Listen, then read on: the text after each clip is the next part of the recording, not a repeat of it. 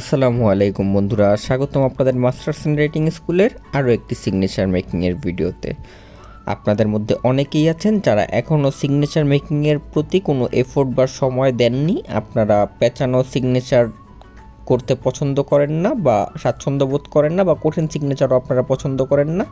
এখনও পর্যন্ত আপনারা সিগনেচারের জায়গায় শুধু নাম ব্যবহার করে আসছেন। আজকের ভিডিওটি শুধু তাদের জন্যই। আপনাদের সিগনেচার খুব সহজে আপনারা কিভাবে তৈরি করবেন সেই টিউটোরিয়ালটি কিন্তু আমি আজকের ভিডিওতে দেখাবো, এবং এই ভিডিওটির লাস্টে একটা খুব ইম্পর্টেন্ট টিপ দেওয়া থাকবে সিগনেচারের, যেটা ফলো করলেই কিন্তু আপনার খুব ইজি সিগনেচারটাও অনেক স্টাইলিশ হয়ে যাবে, সহজ এবং একই সাথে স্টাইলিশ।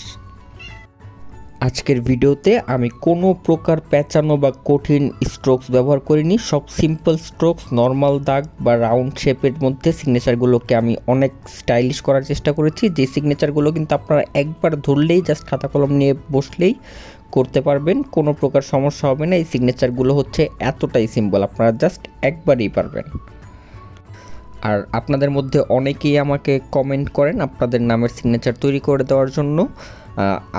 আমি যে ভিডিওগুলো তৈরি করি সেখানের সিগনেচারের নামগুলো কিন্তু আমি সেই কমেন্টগুলো থেকে সিলেক্ট করি। তো আপনারা যারা চান যে আপনাদের নামের সিগনেচারগুলো আমি পরবর্তী ভিডিওতে তৈরি করে দিই, তারা অবশ্যই ভিডিওটি সম্পূর্ণ দেখবেন এবং ভিডিওতে একটি লাইক দিয়ে তারপর আমাকে কমেন্টে জানাবেন। আমি অবশ্যই আপনার নামের সিগনেচার স্টাইলটি নিয়ে আসবো, এবং আমাকে কমেন্টে এটাও জানাবেন যে আপনারা কি আপনার নামের কঠিন সিগনেচার চান নাকি ইজি একদম সিম্পল সিগনেচার চান। তাহলে আপনাদের সিগনেচারগুলো তৈরি করে দিতে আমার কিন্তু সুবিধা হবে।